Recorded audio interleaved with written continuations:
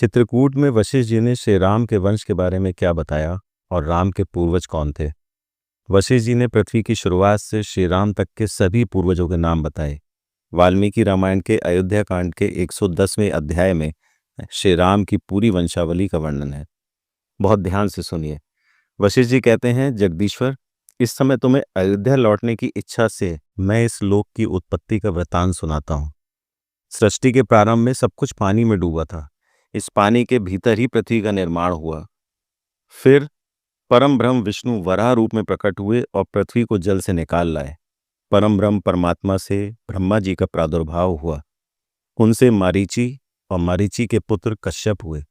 कश्यप से विवस्वान का जन्म हुआ। इनके पुत्र मनु हुए। यह पहले प्रजापति थे। मनु के पुत्र इक्ष्वाकु थे।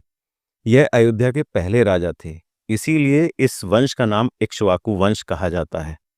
इक्ष्वाकु के पुत्र कुक्षी, कुक्षी के विकुक्षी हुए। कुक्षी के पुत्र बाण, बाण के पुत्र अनरण्य। इनके राजा पृथु हुए। पृथु से त्रिशंकु की उत्पत्ति हुई। त्रिशंकु के पुत्र धुंधुमार थे। धुंधुमार के पुत्र युवनाश्व और युवनाश से मानधाता हुए। मानधाता के सुसंधि और सुसंधि के ध्रुव संधि और प्रसंजीत हुए। ध्रुव संधि के पुत्र भरत थे। भरत से असित उत्पन्न हुए। राजा असित के पुत्र का नाम सगर था, जिन्होंने अपने पुत्रों द्वारा समुद्र को खुदवाया था। सगर के पुत्र असमंज हुए और असमंज के अंशुमान। अंशुमान के दिलीप और दिलीप के पुत्र भगीरथ थे।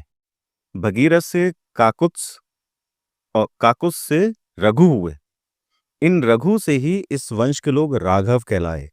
रघु के पुत्र कलमाशपाद, इनके पुत्र शंखड़ हुए। शंखड़ के पुत्र सुदर्शन, सुदर्शन के अग्निवर्ण और अग्निवर्ण के शीघ्रग थे।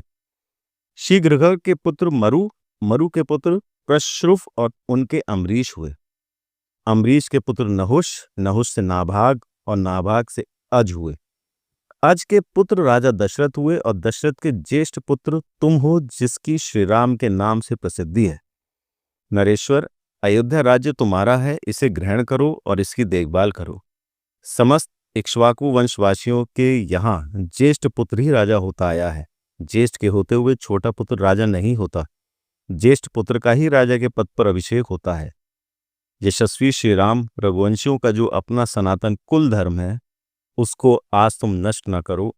बहुत से देश वाले तथा इस प्रचुर संपदा से भरे हुए राज्य का पिता की भांति पालन करो।